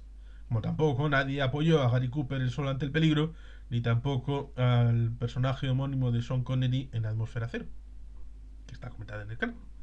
Esta obra la edita Pedro Luis, con la valentía que ello demuestra. En la época del citado emperador Augusto, a lo mejor le habría dedicado un gladiador. Pedro Luis como gladiador. Inicialmente en formato digital, asumible a través de un pendrive o entrando en www.elconciertoeconómico.com o en esta lista de reproducción, que podrás escucharme a mí conversando con todo lujo de detalles de los 3122 folios de esta egregia obra. Posteriormente, si las lesiones le respetan, desearía convertirla en libros impresos para que adornen su biblioteca y quizá la mía y la tuya. Por tanto, como ya sabes que son las editoriales las que presentan a sus autores, y dado que, salvo que figures en los esquerre que mate agradecimientos del principio, es casi seguro que no le conozcas, nos ruegan que le permitamos contarle a qué ha venido dedicado a lo largo de su vida para ver si con ello consigue aumentar su credibilidad como autor, refuerzar así nuestra firme voluntad de perseverar en la lectura de lo que sigue a continuación. 6.2. El autor comienza a dar guerra. Ya conoces eso que se dice, unas veces por simple fanfarronería y otras por puro cachondeo, que los de Bilbao nacemos donde nos da la gana, es decir, que los de Bilbao nacen donde quieren. En estricto cumplimiento de tan singular designio, Pedro Luis decidió nacer en Bilbao, con la dirección de la colaboración directa de su querida y egregia madre. Lo dice no solo por razones biológicas, sino porque sus padres vivían entonces en Ojos Negros, Teruel, y la decisión de dar a luz en la capital de Vizcaya tuvo un enorme valor personal. Así lo acredita haberse atrevido a recorrer 500 kilómetros por aquellas carreteras infernales en autobús y en pleno invierno, pero decidieron darle este capricho. El 13 de febrero de 1943, apunta la fecha por si quieres felicitarle por su cumpleaños, dio sus primeros berridos en una clínica humilde, la llamada Gota de Leche, situada en la plaza Bombero Chániz. Ya ves que lo hizo en medio de la Segunda Guerra Mundial, justo en el meollo de la caída de Stalingrado. Para entonces el concierto había alcanzado ya la mítica edad de jubilación de muchos mortales, los 65 años de vida. En aquellos duros momentos, las preocupaciones del día a día se centraban en cómo garantizar el condumio diario y en salir adelante tras la dura situación que siguió a la Guerra Civil Española, concluida 4 años antes. Para que te enteres de las peculiaridades de la vida en el cuatrimestre en el que nació, va a darnos algunos datos significativos. El 26 de enero de aquel año se prohibió organizar bailes en traje de baño en las piscinas. El 3 de marzo se acordó la prohibición de celebrar el carnaval. El 6 de abril se implantó el régimen de racionamiento de alimentos con cartilla individual. Y el 23 del mismo mes se impuso el doblaje obligatorio al castellano de todas las películas extranjeras, como es un entorno alentador. No pienses ni por un momento que los medios de comunicación reflejaron en primera página su nacimiento, ni en la segunda, ni en ninguna otra. Unos desconsiderados. Vas a ver a continuación una muestra de lo que les preocupaba, porque lo que señalaba ese día La Voz de España, cuyo lema era, como puedes ver en el ejemplar que reproduce, por Dios, por España y por Franco, no difería mucho de lo que aquel 13 de febrero de 1943 reflejaba el diario vasco Unidad, el Correo Español El Pueblo Vasco, surgido en 1937, la Gaceta del Norte, Hierro y demás periódicos que se publicaban en las entonces denominadas provincias vascongadas. Nos aclara que por entonces hablar de País Vasco, y no digamos de Euskadi, para identificar esta inhóspita levantesca región, era obviamente tabú. ¿Por qué? Porque todo estaba sometido a la férrea censura de la dictadura franquista y País Vasco, y mucho más Euskadi, estaba ligado a Sabino Arana y al Partido Nacionalista Vasco. Ciertamente, en esa primera página del periódico vasco, La Voz de España, el día del nacimiento del autor, se establece que las tropas francesas son retiradas del frente, vete a saber cuál, derrota bolchevique en el sector de San Petersburgo, regresa a Madrid, vete a saber quién, adhesión, el caudillo, la academia de vete a saber qué, insuperables rigores de la estepa, y etapas de la unidad. Bueno, si te has enterado y entreteniéndote en echar un vistazo a la portada que se ha reproducido, pues ciertamente quizá te hayas preguntado por qué existía tanto interés en lo que ocurría en Leningrado. Es significativo porque los medios españoles de entonces la denominaban San Petersburgo, a aquella martirizada ciudad, como se llamaba antes de la revolución, y por no recordar entonces otra palabra prohibidísima, como era Lenin, y como se llamará actualmente, después de la caída de la URSS. Y también destacaban las derrotas de los llamados bolcheviques, que 2 años después entrarían victoriosos en Berlín. Todo ello se debía a algo que quizás no conozcas. En aquella histórica batalla participaba la 250 División de Voluntarios Españoles, a la que se conoció como División Azul. Lo hizo codo con las tropas del ejército alemán, la Wehrmacht. La División Azul quedaría integrada tras prestar juramento de lealtad al Führer Adolf Hitler aunque él mismo se modificó un poquito para incluir una mención a la lucha contra el comunismo en el 38 Cuerpo de Ejército, que a su vez formaba parte de la 16 Ejército de la Alemania nazi, cuyo máximo exponente sería la batalla de Krasnivor. Carlos Caballero Jurado es el máximo experto, a pesar de que no nos quiera demasiado los vascos. En aquella división franquista llegaron a servir hasta 47.000 españoles, entre los cuales hubo 16.000 bajas. Y parte de ellos participaron en el cerco de Leningrado. Era una importantísima ciudad rusa de 3 millones de habitantes que Hitler no quiso conquistar sino cercar. Esta decisión originó durísimas consecuencias para sus moradores. De hecho, el sitio de Leningrado ha pasado a la historia como uno de los más crueles de todos los conflictos bélicos que ha padecido el mundo. Duró desde el 8 de septiembre de 1941, la División Azul llegó allí en octubre de ese año, entrando en batalla el 12 de octubre, según los divisionarios quieren recordar, hasta el 27 de enero de 1944. En aquellos 29 largos meses, además de centenares de miles de combatientes, los muertos entre la población civil, la gran mayoría por hambre, superaron la cifra de 1.200.000 personas. Una salvajada y una auténtica masacre. La División Azul no sufrió la victoria final de los bolcheviques, porque fue disuelta por Franco a finales del año 1943, en el que nació Pedro Luis. Luego se transformó en la Legión Azul y algunos españoles lucharon en abril del 45 en la Berlín cercada. Nos ha contado todo lo anterior para que conozcas el dificilísimo contexto en el que apareció por este mundo y por el que creció. Por ello, uno de los primeros recuerdos de su infancia es la imagen de su madre amasando pan blanco en la cocina de casa para la cena de Navidad. Todo un lujo. Casi coincidiendo con su nacimiento, la Clara, que no tuvo ni arte ni parte en ellos, se rindieron el sexto ejército alemán y sus aliados, von Paulus, en Stalingrado. Comenzó entonces el declive de Hitler, el tema de Sophie Scholl en los papeles y el juicio, un tema también interesante, y el horrible castigo para la población alemana. El día de su segundo cumpleaños, poco antes de las 10 de la noche, las sirenas de Dresde comenzarían a sonar, y en un par de días la bellísima Florencia del Elba había sido consumida por las bombas incendiarias y por lo menos 25.000 vidas se esfumaron.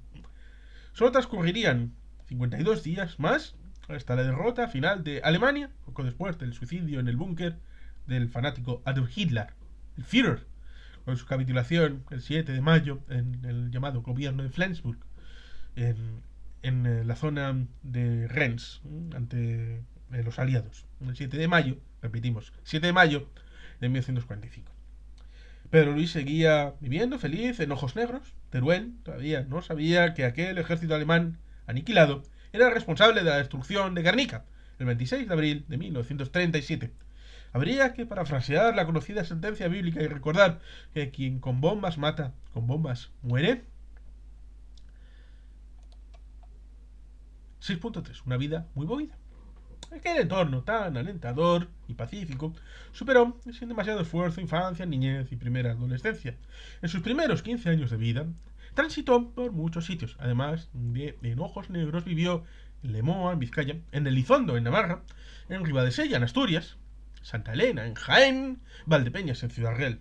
Eso sí, todos los años volvía al terruño a disfrutar de unas semanas de vacaciones en Vizcaya, en casa de sus abuelos maternos, en Gallarta, y de los paternos, en Baracaldo, para no olvidarse de sus raíces.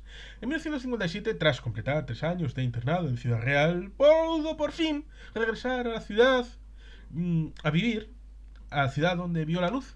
Todavía recuerda aquel día de su santo del 29 de junio, en el que, en lugar de celebrar las efemérides, emplearon toda la jornada, con un calor terrible, para recorrer en una furgoneta de KV los 600 kilómetros que separan Valdepeñas de Bilbao. En su villa natal terminó lo que se denominaba bachillerato y después superó el examen del llamado preuniversitario en la Universidad de Valladolid. En aquella ciudad fumó su primer cigarrillo a la edad de 17 años. Como si fuera un adelantado en el tiempo en el que ahora vive, decidió no hacerlo nunca más.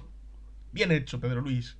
Una vez cerrada la primera etapa de su vida, se dispuso por recomendación de su padre a estudiar 2 carreras al mismo tiempo, la de Ciencias Económicas y la de Derecho, en la entonces llamada Universidad Comercial. de Deusto, o llamado Deusto Business School. ¿Quién le iba a decir que en alguna de las materias en las que se formó allí, macroeconomía, hacienda pública, derecho fiscal, etcétera, le iban a venir muy bien para adentrarse muchos años después en territorios que le eran desconocidos cuando se tuvo que ocupar del concierto? 6.4. Mis diversas ocupaciones. Terminados sus estudios universitarios, empezó a trabajar en abril de 1967 en una empresa que vendía un prometedor catálogo de productos: latas de sardinas, tubos de aluminio para pasta dentífrica y tapones Corona, que en el lenguaje bilbaíno popular se denominaban iturris. Desde ese inicio tan glamuroso, paso a paso y con singular constancia, se ha convertido en un simpático viejecito que es en estos momentos. Ahora tiene 80 años. Dada a esa condición, la de viejecito, no la de simpático, acumula una dilatada experiencia tras 48 años de carrera profesional. En ella se le ha dado tiempo, o si prefieres, ha tenido la fortuna y la suerte de trabajar sucesivamente en el sector industrial 8 años, las finanzas 22 años en los que hizo de todo y llegó a alcanzar posiciones relevantes, de alguna de las cuales has tenido noticia por audiencia entre el Papa, y en el mundo de la I+D+I, 2 años más. Allí le tocó asumir un reto precioso: crear y presidir la Agencia Vasca de Innovación Innovasque, un nuevo mundo que para él le obligó a hincar fuerte los codos para superarlo. Al final incluso llegó a ser valorado como un experto en aquellas cuestiones, por lo que le invitaron a pronunciar cientos de conferencias sobre esta decisiva materia. Desde el 2002 se mueve en el campo de la consultoría estratégica y lo compagina con su desempeño como consejero y asesor de distintas empresas. Y para completar todo lo anterior, ha sido profesor universitario en materias como la transformación de la empresa y gestión avanzada. Les Luthiers daban en el clavo cuando afirmaban aquello de que la esclavitud no se abolió, solo se cambió a 8 horas diarias. Nos aclara que en su caso fueron siempre bastantes más y que ahora, entre sus diversas ocupaciones y escribir esta obra, evidentemente, algunos días casi se doblan. Después del amplio elemento de leer el merecido apartado de izquierda que mate y agradecimientos al inicio de la obra, te habrás dado cuenta lo acompañado que ha estado en la preparación de este libro. En conclusión, le cuesta mucho andar solo por la vida. Por eso, debe quedarte claro que en todos los campos en los que ha trabajado y en los que va a citar a continuación, ha tenido la suerte de contar con el apoyo de personas y equipos de enorme valía y de singular paciencia. Y todo hay que decirlo, por los años que ha tenido que soportar, a los que debe la consecución de su larga e intensa vida profesional. Además de todo lo anterior, y con la noble aspiración de tratar de lograr que sus neuronas no se marchiten, ya ves, otro objetivo imposible de alcanzar, sigue colaborando activamente y una vez más, con más o menos acierto, en distintas actividades universitarias: el de la Universidad de Deusto, Deusto Business School, y sobre todo tecnológicas y sociales. Como siempre, hay organizaciones sin temor al riesgo. Recibe bastantes ofrecimientos para participar como ponente en diversos foros económicos, empresariales, universitarios y benéficos. Si a todo ello añades que viaja bastante, tiene que contarlos de nuevo, pero creen que ya conoce 146 países y deducirás que por más que lo intenta, no consigue aburrirse. Volvamos al asunto de sus marchitables neuronas, porque a propósito de ellas, va a contarnos algo que quizá nos interese. Leyendo una entrevista a Karl Ziles, director del Instituto de Cerebro Jülich de Alemania, que ha sido el primer ser humano que ha podido visualizar cómo se activa una fibra neuronal, es decir, el canal que une una neurona con otra, se ha enterado, y lo transmite textualmente, de que estamos en una encrucijada evolutiva. Por un lado, el tamaño de nuestro cerebro ha aumentado de 1.200 gramos a 1.300 en los años de vida que acredita el concierto. ¡Qué casualidad!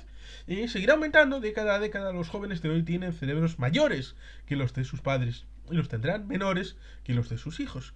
Nos aclara que de eso Pedro Luis ya ha dado cuenta sin que lo dijera Gerciles, tras comprobar que su modesta inteligencia con la de sus tres hijos, Nerea, Ana y John, sobre todo con las de los dos nietos, Ainhoa y Ander, que tenía en finales de 2015, igual hay descendencia mayor en estos 8 años que han pasado, pero esta progresión puede disminuir si nos seguimos dedicando a apoyar nuestro cerebro con lo que este científico alemán denomina prótesis tecnológicas. Así apunta que el muy práctico GPS está erosionando ya nuestra capacidad de orientación y la calculadora puede acabar pasito a pasito con nuestras aptitudes para el cálculo mental.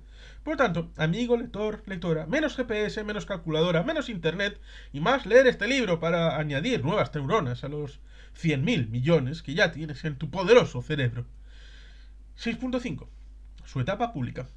Si te has entretenido tratando de ver si se había equivocado y has sumado los años de ocupación que ha citado anteriormente, habrás comprobado que faltan 4 años para completar los 48 de experiencia profesional. Son los que dedicó al estimulante campo de la administración pública, que es el que más te pueda interesar para poder otorgar el repetido voto de confianza que viene reclamándonos con gran pesadez por su parte para este peculiar autor. Como ya sabes, de sobra, entre 1980 y 1984 hizo un paréntesis en su carrera bancaria para desempeñar el cargo de consejero de Economía y Hacienda en el primer gobierno vasco, surgido tras la promulgación del Estatuto de Autonomía del País Vasco. Fue una etapa de intensísima actividad. De hecho, puede aclararnos decir que de las 5 veces que ha trabajado más de 40 horas seguidas en su vida, a plena presión y sin levantarse de su asiento salvo para ir al baño, 3 de ellas tuvieron lugar en el gobierno vasco. En ella trató de definir y establecer las bases operativas de la nueva administración vasca, impulsar el control y la gestión presupuestaria, lidiar con la durísima crisis de aquellos tiempos y las mil variadas cuestiones con las que tiene que bregar todo miembro de un gobierno, al que le toque moverse en los siempre tensionados y a veces tormentosos mundos de la hacienda y de la economía. Entre ellas estaba el control estricto de los caudales públicos, lo cual realizó con un singular denuedo. El 20 de enero de 1990, 6 años después de su salida del Ejecutivo vasco, Ramón Mur, un excelente periodista de aquella época, le dedicaba un artículo titulado El administrador fiel, en el que, entre otras cosas, señalaba lo siguiente: cree que es significativo para los tiempos en los que corren. El primer consejero de Economía del gobierno vasco, después del Estatuto de Guernica, tenía fama de ser un austero y competente administrador de los bienes públicos. Sus colaboradores se quejaban, más que por su duro régimen disciplinario, de las apreturas y estrecheces con las que les obligaba a trabajar en aquellos primeros años autonómicos. Pedro Luis Uriarte, al que en su equipo auxiliar se le conocía como Plus, Pedro Luis Uriarte Santamarina, era un fiel y detallista gestor de los caudales públicos que habían puesto bajo su responsabilidad.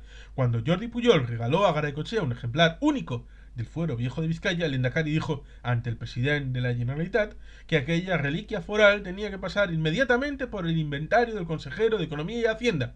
Aquel gobierno fue de una austeridad y honradez ejemplar, y esa es una de las razones por las que fue un orgullo formar parte del mismo. También conoces que en mayo de 1980 fue nombrado presidente de la Comisión Negociadora Vasca, que logró la recuperación del concierto económico para Vizcaya y Guipúzcoa y la actualización de Aldaraba en el 1980-1981. Aquella singular responsabilidad, desarrollada hace ya muchos años, le quedó el conocimiento, el interés y el respeto por el concierto económico, y desde esos sentimientos mantenidos vivos y coleando durante décadas surgió la idea de escribir este libro en la cimentada autopista AP8, junto a Orio, en el puente. ¿Por qué no le surgiría esa idea en un lugar más apropiado? Está quedando con nosotros como un patán. Pobre patán, ¿dónde estarás? Que en paz descanse, el pobre perro. ¿Cómo era Pedro Luis en aquellos lejanos tiempos? En la confianza de que ya estarás curado de espanto después de lo leído y de que no te asustas con facilidad, lo ilustra con una foto que publica esa revista ERE, ya desaparecida, Castigo Divino por ello, en su número del 14 de enero de 1981, pocos días después de haber cerrado con éxito la negociación del concierto económico.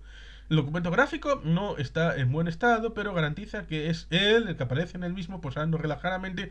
Ahí está el autor, citamente en enero de 1981, 16 días después de concluir esa negociación del concierto, fue esta revista ERE el 14 de enero de 1981. Espero que no fuera una revista andaluza.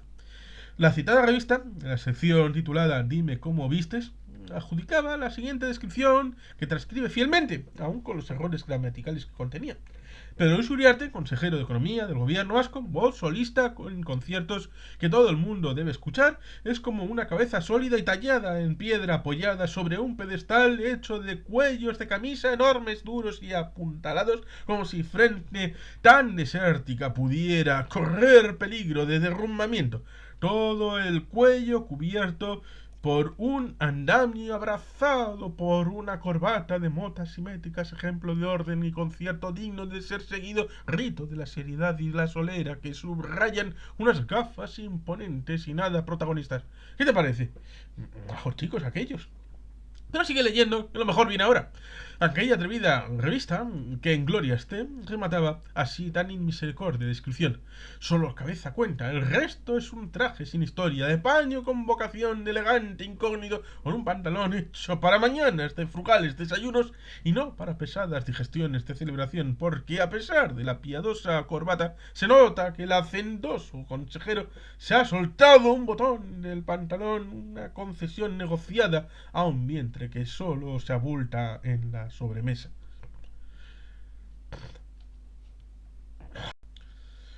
Tras tan expresiva presentación, conoces ya casi todo sobre Pedro Luis, salvo un significativo dato. 4 años en política son muchos. Por ello, cuando terminó la primera legislatura del Parlamento Vasco, en abril de 1984, consideró que había cumplido con su deber ciudadano y abandonó para siempre sus responsabilidades públicas. Y aquí tuvo una sorpresa de las gordas, que en pocas horas se convirtió en sobresalto y unos días después en susto, cuando dejó el Banco de Bilbao, en el que estaba trabajando en abril de 1980, lo hizo con una excedencia especial que se concede por ley cuando vas a acceder a un cargo público. La norma te garantiza que cuando termines de desempeñar tus responsabilidades políticas, puedes volver a la empresa privada de la que saliste. Lo que persigue, por lo tanto, es que la etapa pública no perjudique gravemente a aquellos que han dejado un empleo en el sector privado, dejándolos en el paro. Cuando estaba concluyendo su mandato como consejero en 1984, avisó con tiempo a su antigua empresa de que daba por concluida su tarea y que iba a volver a sus anteriores responsabilidades. Para que quedara clara su decisión, lo comunicó así repetidas veces. Al día siguiente de haber terminado su compromiso con el gobierno vasco, se presentó en su antiguo banco. Como era esperable, porque llevaba 4 años de gestión pública, el cargo que ocupaba en su salida, el puestazo del que hablaba su madre, lo ejercía otra persona.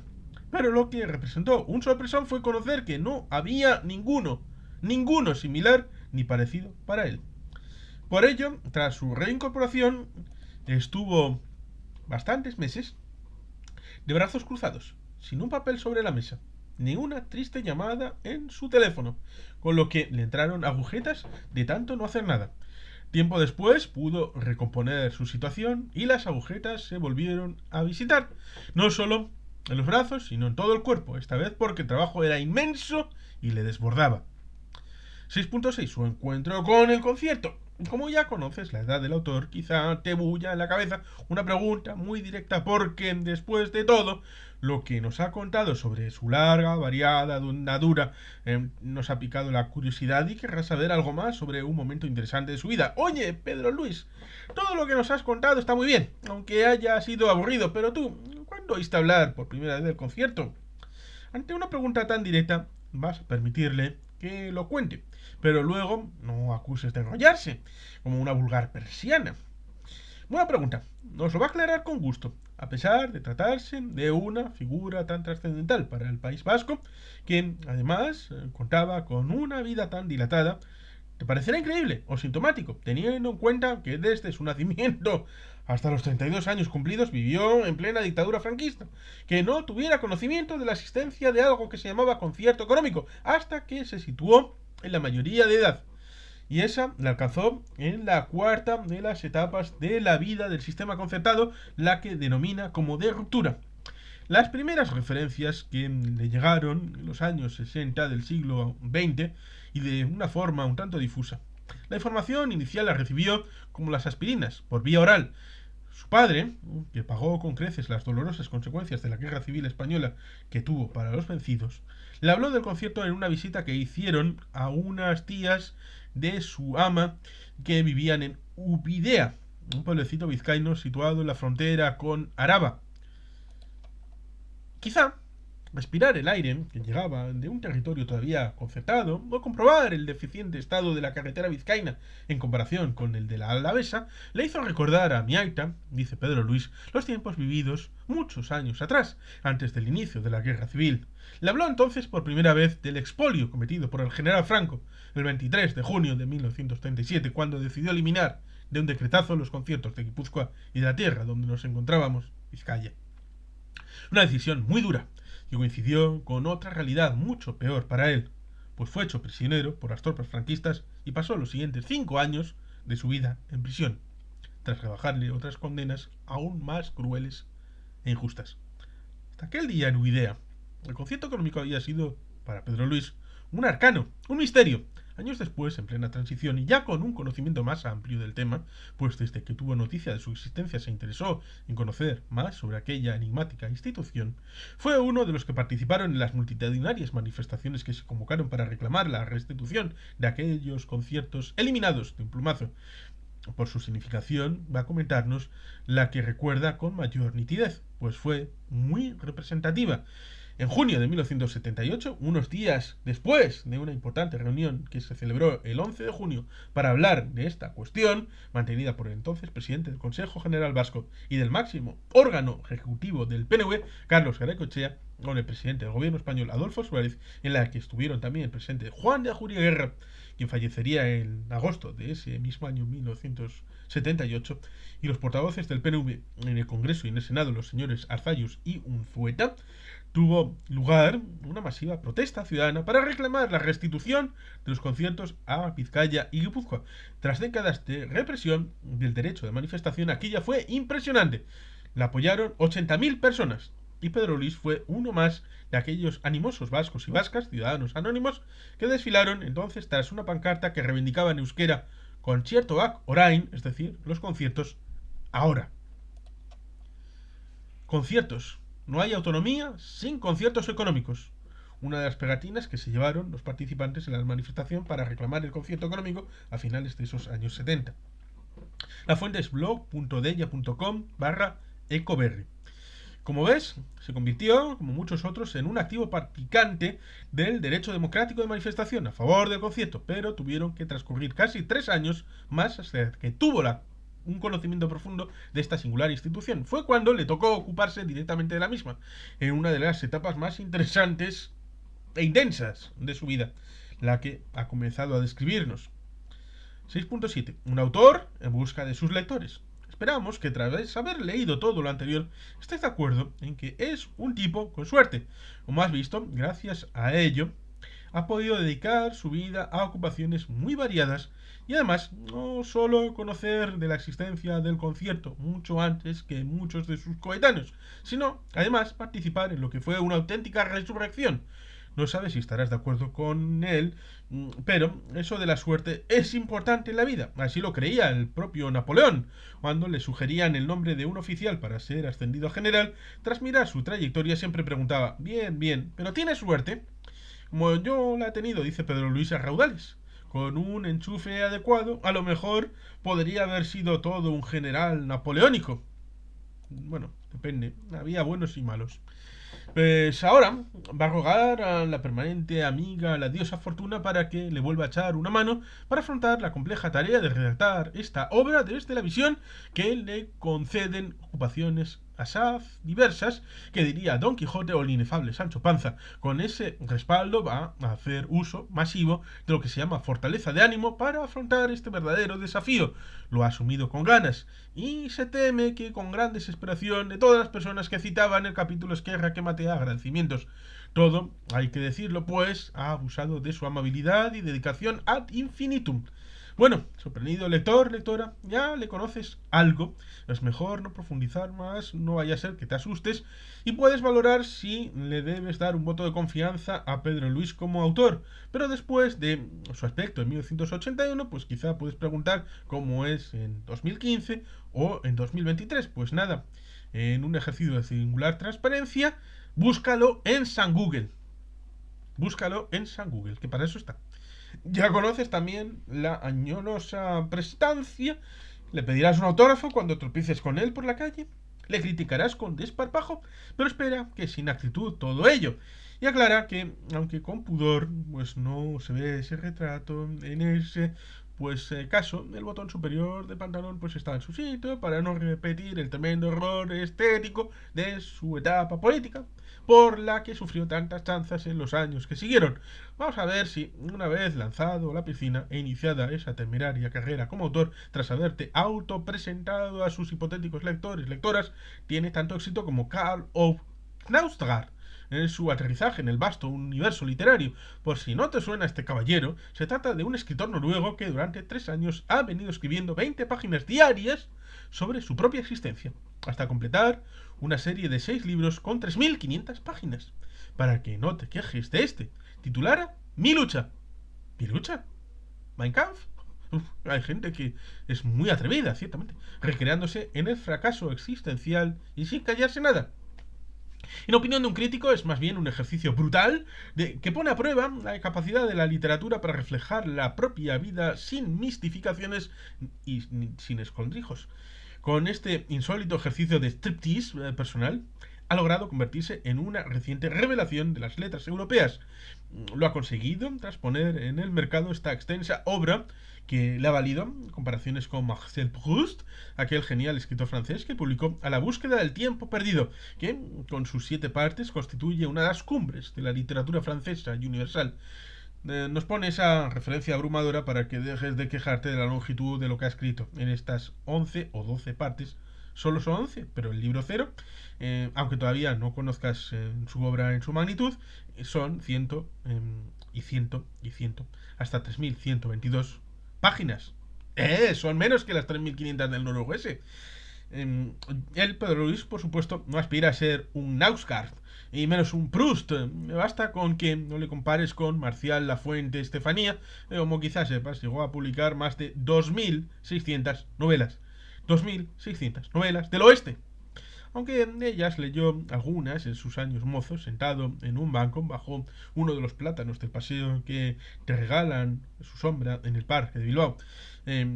Con todos los miembros anteriores, ha completado este título introductorio, con el que ha tratado de demostrarnos cómo se proclamaba el genial Antonio Machado: caminante no hay camino, se hace camino al andar. Hemos avanzado y ahora creemos que estás ya preparado para comenzar a conocer lo que es el concierto del que tanto hemos hablado. Esperamos y deseamos que te haya gustado y que hayas parecido fácil de leer, lo cual era uno de los propósitos del mismo. Ya ves que una obra sobre el concierto no tiene por qué ser un ladrillo. Además, ahora conoces algo más, mejor, el autor. Por ello, puedes preguntarle: ¿has conseguido contestar de forma aceptable a la pregunta que encabezaba este capítulo de obligada autopresentación? Si tu contestación ha sido positiva, pues vamos a ver si con los miembros anteriores se logra que el cesto que viene a continuación quede al menos presentable. Tú emitirás el veredicto final. Sé Clemente, por favor. Pero no Javi, sino el otro término, de Clemente, de clemencia. Con esta confianza en mente, ¿qué te parece si seguimos caminando juntos? Pero mañana, lo haremos volviendo a recordar lo que se señalaba aquel Bate en su conocido poema. Al andar se hace el camino y al volver la vista atrás se ve la senda que nunca se ha de volver a pisar. Y sin más, queridos patitos, es que ricasco, agur pero bat, betija el bien.